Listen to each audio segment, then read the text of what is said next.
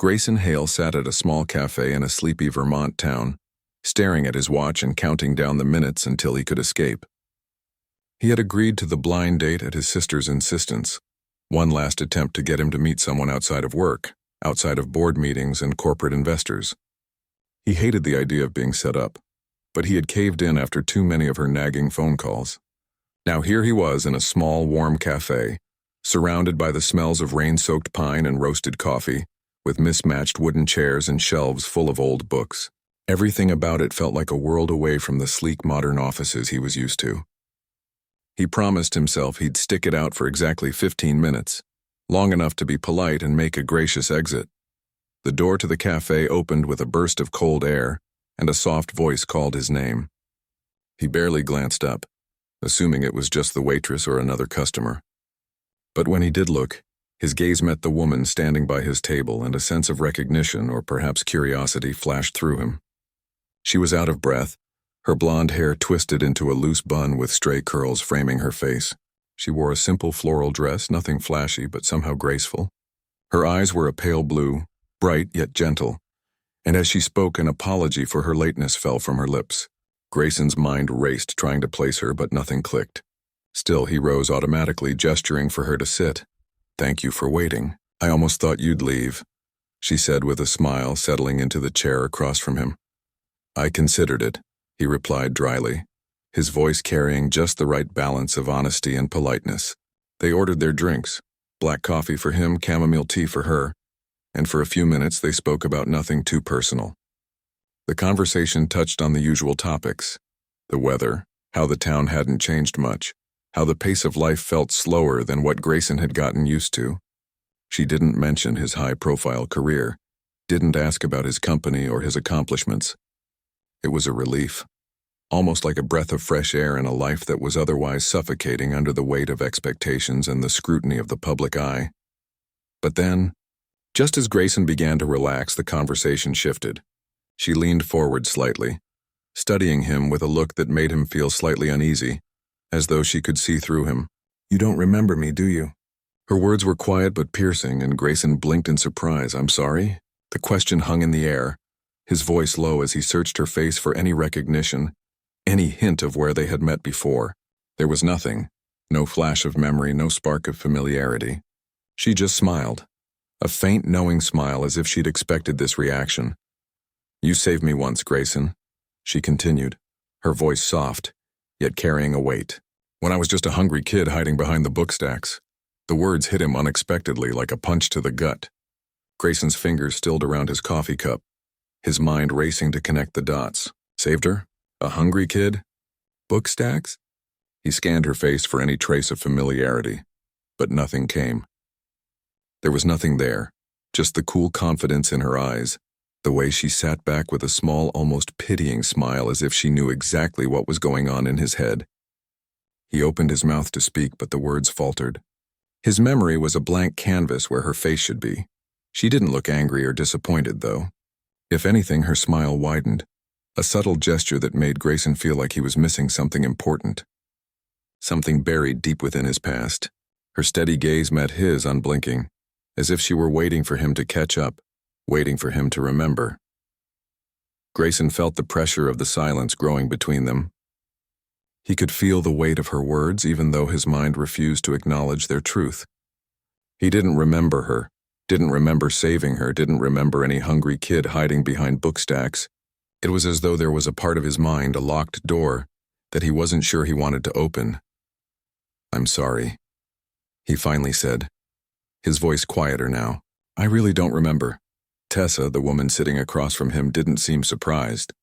Her smile didn't fade, but there was a gentleness in it now, a softness that made Grayson feel more out of place than ever. "I didn't think you would," she said, her voice calm, understanding. She set her cup of tea down, her fingers brushing the rim as she looked at him thoughtfully. "You were a teenager. I was just a scrawny little girl in hand-me-downs. You had no reason to notice me." Grayson leaned back in his chair, the weight of her words settling over him like a heavy fog. A part of him wanted to remember, to pull some forgotten memory from the depths of his mind, but there was nothing there. Just a sense of loss, a sense that he was missing a connection he could never get back. He studied her again, trying to piece together some fragment of a past that didn't seem to fit into the present. "And yet, you're here," he said, his tone uncertain. Tessa's smile didn't waver. She shrugged lightly, almost playful. "I figured if fate was bold enough to toss us into a blind date together, I should at least say thank you properly." The simplicity of her response struck Grayson in a way he wasn't prepared for. He could sense she wasn't toying with him, wasn't looking for something more than a simple acknowledgement of a long-forgotten gesture. She was here, in front of him because of something he had done years ago, but as much as he wanted to grasp onto the idea of who she was, he couldn't. Grayson sat there staring at her, feeling like a stranger in his own past. He couldn't remember the details of the moment she spoke of, couldn't place the image of the hungry child hiding behind the bookshelves. It was a gap in his memory he wasn't sure he was ready to face. The silence stretched between them, thick and uncomfortable. Tessa sipped her tea again, watching him with those steady blue eyes, unflinching in the face of his confusion. And for the first time in a long while, Grayson felt the weight of the world around him. It wasn't just the weight of his company or the burdens of his career. It was the weight of the years, the people, the moments he had left behind in the pursuit of something he hadn't fully understood. She was a reminder of a time before the glass and steel towers, before the headlines and the accolades. And maybe, just maybe, he had missed something important along the way. Grayson's voice trembled slightly as he confessed how the town had become a repository for all the hurts he'd carried. "I hated this place for a long time," he admitted, each word heavy with old ghosts. "Every corner, every street just reminded me of what we lost, what I couldn't fix." He stopped walking mid-path, the early spring air around them still and damp. Tessa slowed beside him, her eyes soft but unguarded now, and he added, "You were a kid." He nodded, shoulders squared, voice tight. "I know that now, but for a long time I thought if I worked hard enough, earned enough, built something powerful enough, maybe I could rewrite all that." Tessa turned to face him fully, searching his face. Her voice came low. "And did it work?" He took a steadying breath, the brittle edges of his ambition showing in the quiet pause. "I built the company. The money came. Recognition, but none of it ever felt like enough." A breeze stirred, whispering through the trees overhead. Grayson tilted his head, letting the light catch his expression. "But when I walked into that library," he said, making his voice softer so only she heard, "and saw Laya twirling in her little pink dress and you smiling like the world wasn't falling apart, I didn't feel like I needed to fix anything. I just wanted to be there." Tessa's expression softened as she listened, and when she spoke, her words didn't challenge or defend. They reached him. "That's a big thing for someone who sees the world in terms of problems to solve." He managed a half laugh. "I don't want to solve you," he said, "or her. I just want to be part of whatever this is." Their shared silence stretched then, thick with something of more weight than words. Finally, Tessa said quietly, "Maybe you left the pain here and now you're finding the healing." Grayson blinked, the statement striking him not as wisdom, but truth. A lifetime of counting metrics and milestones dropped away in that moment. What remained was just what it felt like. He looked up at the sky, familiar, forgiving, and in that moment choosing to stay felt like the right next step. Later the knock came on Tessa's door just after sunset.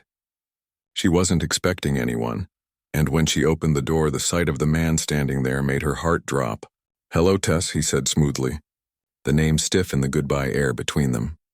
She instinctively stepped in front of the doorway, the house behind her small and vulnerable. "Derek," she said, voice tight.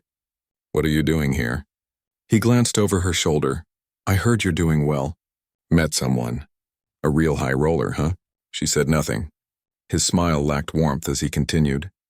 "Thought I should check in, since I never really got my chance to be part of Laya's life." Tessa crossed her arms, attempting calm. "You had chances. You just didn't take them." He shrugged, darkly casual. "Well, maybe it's time I did." The meaning behind his words chilled her. She slammed the door without another word. 2 days later, custody papers arrived. Official, blinking on her door like a threat. Derek had never paid attention, never involved himself in years past, but suddenly he wanted to play the father card because of Grayson, because he saw something in Tessa he thought he could take. Tessa stared at the legal document, hands trembling. Later that night, when Grayson appeared with dinner and one of Laya's forgotten stuffed animals, his keen eyes saw the papers on the kitchen counter. He read the headline and then looked at her. "Tessa," he said softly, "you don't have to do this alone." She shook her head, tears glinting in corners of her eyes. "I'm not letting you get involved." She paused, voice breaking. "You're not letting me help because if I do," she swallowed hard, "and I lose, then it will feel like I lost everything." Grayson stepped closer. "This isn't about pride anymore." "It is to me," she snapped, and her tone softened. "I know your world, Grayson. Lawyers, contracts, power plays, but that's not mine. I can't let you fight my battles." He did not argue. Instead, he nodded. That night, when he left her house, he made a call. Send the legal help without mention of his name. Ensure Laya never gets pulled into something ugly. The courtroom was small and dark, and Tessa sat tense, hands clasped while her attorney spoke. Derek sat across from her, sharp suit, sharp smile, confident. Then the judge read a letter submitted with the file, anonymous but thorough, detailing a private educational trust established for Laya's schooling, full medical coverage until age 18. A commitment to support in silence with no interference and no strings. Tessa looked toward the back row by the door and saw Grayson sitting alone. He gave a small nod. Tears pricked her eyes. The judge awarded her full custody, denied Derek's petition due to years of absence and lack of support. Tessa closed her eyes and exhaled deeply. Relief, finally. Outside, the spring air was gentle. Tessa stepped down the courthouse steps and saw Grayson standing near the sidewalk. She walked toward him slowly. "I told you not to get involved," she said quietly. He looked at her. "You told me not to fight for you," he replied. "So I didn't, I fought for her." Tessa's voice cracked as she said, "You did all that without needing credit." He smiled, faint. "I did it because I could. And because she deserves a future with her mom, safe, secure, uninterrupted," he added, voice steady. Tessa swallowed hard. "Thank you." "You don't owe me anything," he replied. She took his hand. "I know," she whispered. "But I'm giving it anyway." 3 months later, the town looked different. Not in its buildings, but in the way it felt. Grayson stepped out of the newly opened satellite office above the cafe where he'd first met Tessa. The mornings were quieter here. People waved, and for the first time in years his calendar had breathing space. Half his time he stayed in Boston. The other half he was here. In this town he once fled, slowly becoming home. That morning he adjusted his tie in the mirror and glanced at a small box on his desk. Not a velvet display, just an old keepsake box with a scuffed gold hinge. Inside lay a ring, not an engagement ring, not yet. He tucked it into the drawer and headed out to the library ceremony. The ribbon cutting for the newly expanded children's wing of the library was underway. Tessa stood at the front, hair in a loose bun, cheeks flushed with excitement. Laya ran ahead in her signature pink dress, twirling among the crowd, arms wide like she owned the world. The plaque outside read, "In celebration of curiosity and courage, sponsored anonymously." Grayson stayed near the back, watching. After the speeches, he slipped upstairs to his office to grab a file. As he opened the door, a small voice piped up behind him. "Mr. Grayson, your office is messy." He turned to see Laya standing there, hands on hips. He laughed. "I wasn't expecting company." She marched inside as though she lived there, then paused by his desk. Her eyes lit up and she asked, "What's this?" Reaching for the small box he'd left slightly ajar, he moved to block her but stopped when she looked at him with innocent honesty. "Is this for Mom? Because I think she likes you now." "A lot," he said, kneeling beside her. "It's not a ring for asking a big question, not yet, but maybe for making a promise." Laya considered that, nodded. "That's okay. Still likes promises." Downstairs, music played softly and the scent of fresh-baked cookies drifted in. Grayson spotted Tessa speaking with a reporter at the doorway. He walked over and gently touched her elbow. "Can I steal you for a second?" he asked. She turned, surprised but smiling. "Sure." They stepped outside into the back garden where string lights hung between trees and laughter echoed from inside. He took a breath. "This town's changed." Tessa raised an eyebrow. "You mean you've changed?" "Maybe both." He pulled out the small box and held it out. She looked from box to him. "This ring," he said slowly, opening it, "isn't a proposal, not yet. It's a promise." Tessa's eyes welled and her lips trembled. He slipped the delicate band onto her finger. She leaned forward, resting her forehead against his. Behind them, Laya bounded down the steps, arms wide. "Mr. Grayson," she shouted, snuggling into his legs. "Now you're stuck with us forever." Tessa laughed through tears. Grayson crouched and picked up Laya. "Stuck with you?" he asked, smiling. "That sounds like the best deal I've ever made." Under the soft glow of garden lights and the laughter of children, they stood together, not as strangers meeting by chance, but as something whole, something new, something worth staying for. Grayson's mouth opened, but no words came out. Every head in the children's reading circle turned toward him, eyes wide with curiosity, and even the librarian glanced up from her picture book with a raised brow. Tessa appeared from behind a nearby shelf, clearly having overheard her daughter's loud declaration, her face caught somewhere between exasperation and laughter. "Laya," she hissed, trying not to laugh outright. "Let's not shout our personal business across the whole library." Grayson, completely caught off guard, managed a sheepish smile that did little to disguise his embarrassment. The little girl, undeterred, stood her ground with a triumphant expression that reminded him immediately of her mother. "I knew it," she said proudly, pointing a small finger at him. "You're the man from the date. The one with the serious face." Grayson blinked and then, despite himself, chuckled. "Serious face, huh?" Tessa walked over with an armful of children's books, shaking her head, her mouth twitching in amusement. "I told her a little about you," she admitted, shooting Laya a look that was more playful than reprimanding. "Apparently I may have described you as intense." "You said he looked like a statue with a tie," Laya added helpfully. Grayson burst out laughing, unable to hold it in. "Well, that's a new one. I'll have to remember it for the next board meeting." Tessa shrugged with mock pride. She's brutally honest. Gets it from her grandmother. Laya, clearly enjoying the attention, leaned closer and examined his face with the kind of fearless scrutiny only a child could manage. Then in a stage whisper that wasn't remotely quiet, she said, "Mr. Grayson, you're not scary at all like Mom said." The world seemed to pause for a second. Tessa's eyes widened, horrified, her cheeks pink with embarrassment. "Laya," she began, but Grayson raised a hand gently, a small smile tugging at his mouth. "It's okay," he said softly, his tone sincere. Something in his chest cracked open at the child's words, a feeling he hadn't expected to find so easily. Something warm, real, unguarded. That one simple sentence, spoken in the pure honesty of a child's voice, cut through more of his carefully built walls than any corporate flattery or formal praise ever had. "I promise I'm not scary," he told her with a gentle grin. "I just forget how to smile sometimes." Laya nodded solemnly as if this were perfectly reasonable advice from an adult. "You should practice," she said wisely. "Smiling makes your eyebrows go up. It's better." Grayson laughed again, the sound coming more easily this time, and felt something loosen in his shoulders that he hadn't realized was so tense. Tessa was watching him, her expression softer now, warmer. "What brings you here anyway?" she asked, clearly curious but not confrontational. Grayson hesitated, trying to think of an answer that didn't sound ridiculous. "I was in the area," he said finally, his voice a little too casual.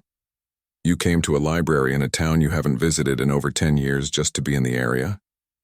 she asked, one eyebrow lifting in skepticism. He gave her a look that made her smile despite herself. "Maybe I was curious," he admitted after a beat. "About you or about her ballet routine?" she teased, nodding toward Laya, who had already returned to her twirling among the shelves.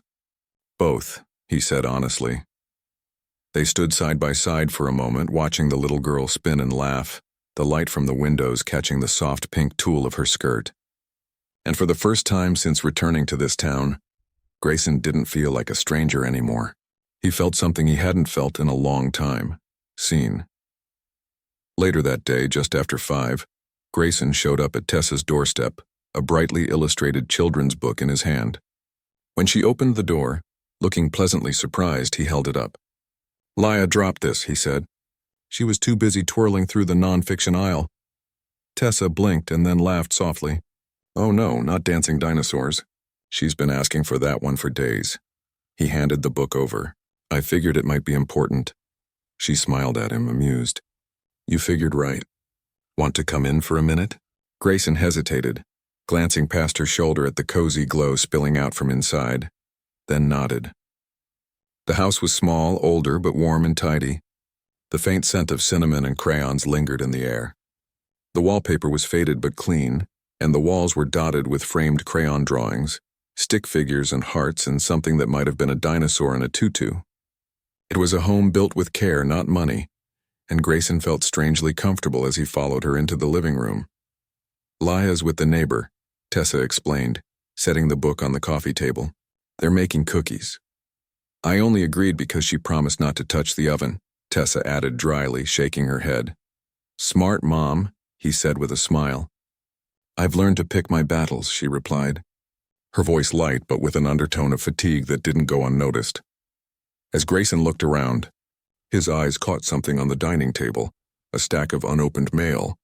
A pale yellow envelope lay on top, half open, and though he wasn't trying to pry, the bold print across the top was impossible to miss. "Final notice, foreclosure warning." Tessa saw where he was looking, and her smile faltered instantly. She crossed the room quickly, scooping up the papers and pressing them to her chest. "It's nothing," she said too quickly, her tone defensive. "Tessa," he began gently, but she shook her head. "It's just a delay in payments," she said. "I'll work it out." He hesitated. "Tessa, I didn't ask you here to talk about my bills," she interrupted, her tone firmer now. "I didn't think you did," he said quietly, keeping his voice soft.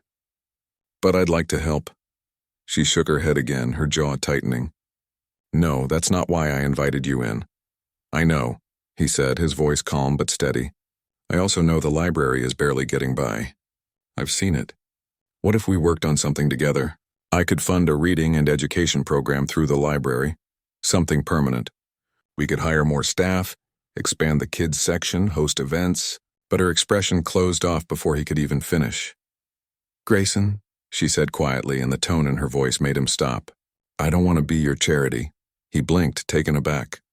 "That's not what this is." "It might not feel that way to you," she said, her voice still calm but unyielding. "But to me, that's exactly what it feels like." He ran a hand through his hair, frustration mixing with sincerity. "Tessa, I'm offering to invest. This isn't about pity."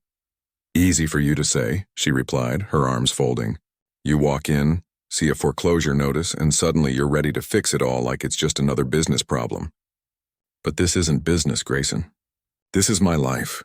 He took a breath, trying to slow his pulse. "I know that. Do you?" she asked softly. "Because I've spent years building this life for me and Laya without help. And I don't want the first person who steps in to fix things just because he can afford to."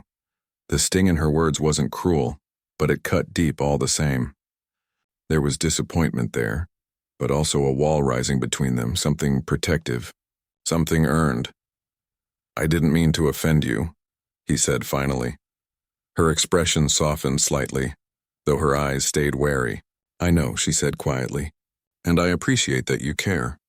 But this town has seen its share of rich men swoop in to save things. They always leave, and they usually take something with them." Grayson lowered his gaze, the weight of her words sinking in. There was nothing he could say to that, no argument that wouldn't sound hollow. After a long silence, he said, "I didn't come to take anything from you." "I know," she whispered. But there was something in her voice. A hesitation. A distance that hadn't been there before. She didn't say more, and he didn't stay long after that. When he stepped out into the cool twilight, the image of her face lingered with him. Her pride, her fear, and something else he couldn't quite name. He had offered help, not charity, but maybe in her world, the two things were indistinguishable. It was nearly midnight when his phone rang. He almost didn't answer. He had just returned from a dinner with investors in Burlington and was about to turn in for the night. But when he saw the caller ID, M. Jameson, Tessa's neighbor, his pulse spiked. "Mr. Hale," the woman's voice came through, strained and trembling. "I didn't know who else to call. Laya's very sick. Tessa's trying to drive her to the hospital, but her car won't start. She's panicking." "I'm on my way," Grayson said before she could say another word. He didn't change clothes, didn't think twice. He just grabbed his keys and coat and was out the door in seconds. The drive from his lakeside hotel to the edge of town took nearly 2 hours, the roads slick with freezing rain. His grip tightened on the steering wheel, the other hand clenched around his phone as if sheer will could make time move faster. His thoughts raced, Laya's flushed face, Tessa's calm cracking under fear. The fragile thread of control she always seemed to hold now snapping under the weight of something she couldn't fix alone. When he finally pulled onto her darkened street, he saw her immediately. Tessa sat on the porch steps in leggings and an oversized sweatshirt, cradling Laya in her lap. The little girl's face was flushed with fever, her small arms limp around her mother's neck. Without a word, Grayson jumped out of the car, opened the passenger door, and held out his arms. Tessa hesitated only for a second, her eyes wide and full of fear, then handed Laya over. "She just started burning up," she whispered, her voice breaking. "I didn't know what else to do." "We're going to take care of her," Grayson said quietly, his tone steady. Grayson had no idea what to expect from the evening, but he certainly didn't expect the kind of unassuming honesty Tessa brought with her. There was no hint of manipulation in her tone, no effort to make him feel guilty or responsible for things long gone, just a quiet, straightforward kind of openness that felt foreign and rare in his world. The server returned with their meals, and the momentary distraction of food helped Grayson settle a little. He had defaulted to the chef's special, a rosemary chicken dish, but Tessa had chosen a lighter option, a butternut squash soup with a side salad. Simple, comforting, nothing ostentatious. As they began to eat, the conversation drifted back to safer territory. Grayson, still processing the strange and unexpected moment of recognition from Tessa, asked, "So what do you do now when you're not catching people off guard on blind dates?" Tessa's eyes sparkled as she replied, "I work part-time as a librarian at the public library here in town." Grayson raised an eyebrow, intrigued by the simplicity of the answer. "Still hiding behind the book stacks, then?" "Only during story time," she teased, her voice light with amusement. Then she added with a soft smile, "It's mostly so I can spend more time with my daughter." Grayson blinked, surprised. "You have a daughter?" he asked, his voice genuinely curious. "Yes," she said, her expression lighting up with warmth. "Her name is Laya. She's 4, loves ballet, pink dresses, and dinosaur picture books." Grayson let out a short laugh. "Sounds like a handful." "She is," Tessa nodded, her smile softening, becoming more reflective, almost proud. "But she's the best part of my life." Grayson found himself more curious than ever, now wanting to know more about Tessa's life outside of their brief encounter. "Where's your husband?" he asked, genuinely interested, though unsure of what he might hear. For the briefest moment, Tessa's gaze flickered down, as though gathering her thoughts. And then her gaze returned to his. "There never really was one," she said quietly, her voice steady. "It's just been me and Laya from the beginning." Grayson, ever respectful of personal boundaries, simply nodded. "That must be hard." Tessa gave a light shrug. "Sometimes," she admitted, "but this town makes it easier. People look out for each other mostly." Grayson's eyes wandered around the cafe, his thoughts momentarily drifting from the conversation. "It's changed a little, but not much," he said almost to himself. Tessa seemed to catch the undercurrent of his words. "You used to live here, didn't you?" she asked, her voice gentle but probing. He hesitated for a moment, a flicker of hesitation in his chest before he answered. "Yeah, a long time ago. My family moved away when I was 15. What happened?" she asked, not prying, but clearly wanting to know more. Grayson met her eyes, weighing whether or not to share the personal details of his past. After a brief pause, he spoke quietly, his voice laced with a long-buried sadness. "My father's business collapsed. We lost everything. My mom passed away a few months after we left." Tessa's expression softened instantly. "I'm sorry." He nodded, the words barely enough to cover the chasm of memories that had opened with her question. "It's fine. It was a long time ago."